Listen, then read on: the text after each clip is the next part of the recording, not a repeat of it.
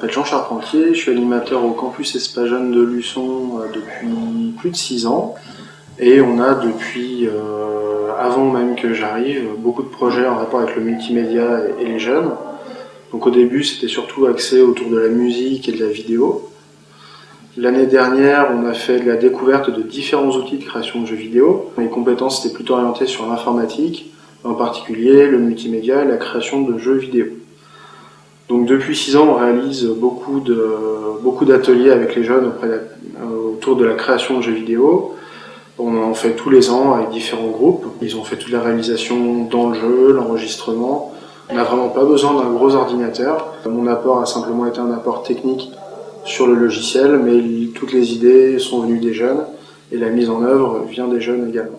C'est vrai qu'une fois qu'ils ont pris le pli de vraiment communiquer entre eux, moi j'étais juste là pour répondre aux questions techniques et c'était tout. Après c'est eux qui se débrouillaient. Un autre projet d'animation qui se déroulera normalement sur une journée, ça s'appelle du graphe numérique.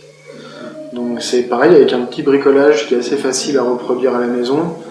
Il faut quand même un petit peu de matériel puisqu'il faut un vidéoprojecteur et fabriquer un grand écran avec un drap blanc et des tasseaux de bois, du scotch, un ordinateur, et puis avec un petit bricolage avec une diode électroluminescente infrarouge, on peut fabriquer une fausse bombe de peinture, et sur le vidéoprojecteur, sur le grand drap sur lequel est projetée l'image, on peut faire du graphe. Et au final, sur la deuxième partie de l'année, on est parti sur la création d'un jeu de rôle en ligne, donc un jeu multijoueur.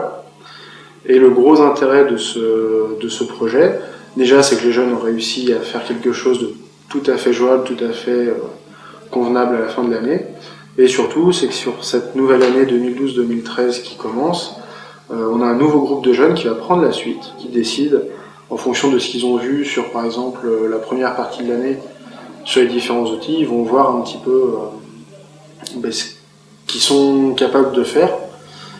Et du coup, pouvoir après partir sur un projet qui leur appartient, vraiment partir sur des idées qui leur appartiennent. Et moi, je suis là vraiment qu'en tant que référent technique. Donc les premières années en fait où je travaillais au campus, il n'y a pas eu énormément de vocations qui se sont créées. Parce que c'était des jeunes qui déjà savaient à peu près dans quelle voie ils voulaient partir. Et c'est d'autant plus intéressant qu'en début d'année, il y en avait très peu qui savaient ce qu'était réellement un jeu en ligne. J'ai eu le cas justement cette année, et il re-signe pour la rentrée, d'un jeune qui jouait un tout petit peu, mais du coup ses parents n'étaient pas trop pour à la maison. Et par contre ses parents ont dit, écoute, d'accord, on t'inscrit à cet atelier. En fait, il a aussi découvert l'univers au travers des échanges avec les autres jeunes, c'est-à-dire que dans les autres, il y en a qui jouent beaucoup. Et ça a permis cet échange que lui découvre le jeu vidéo sans forcément passer beaucoup d'heures dessus. On va organiser un concours vidéo sur 2 jours. Donc là, les jeunes vont pouvoir filmer. On va essayer de faire ça façon pocket film. Donc pocket film, c'est avec des téléphones portables ou des petits appareils photo, pas forcément haut de gamme.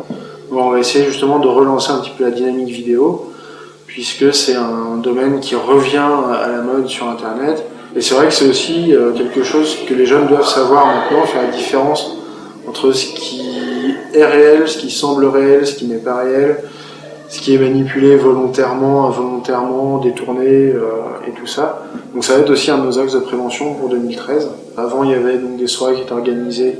Donc voilà, c'était des soirées et des concerts avec des groupes soit de jeunes qui fréquentaient notre structure ou des groupes extérieurs qui venaient. Et c'était un bon moyen pour les jeunes de se retrouver. Alors en fait, on a les ateliers toutes les semaines, donc tous les mercredis après-midi, sur une durée de 2 heures. Donc ça peut paraître léger, mais au final, ça nous permet d'avancer quand même assez bien, sachant qu'on est une équipe environ de 7-8 jeunes. Notre métier ne s'arrête pas aux vacances scolaires. Pour eux, il ne faut pas que ça devienne non plus une contrainte.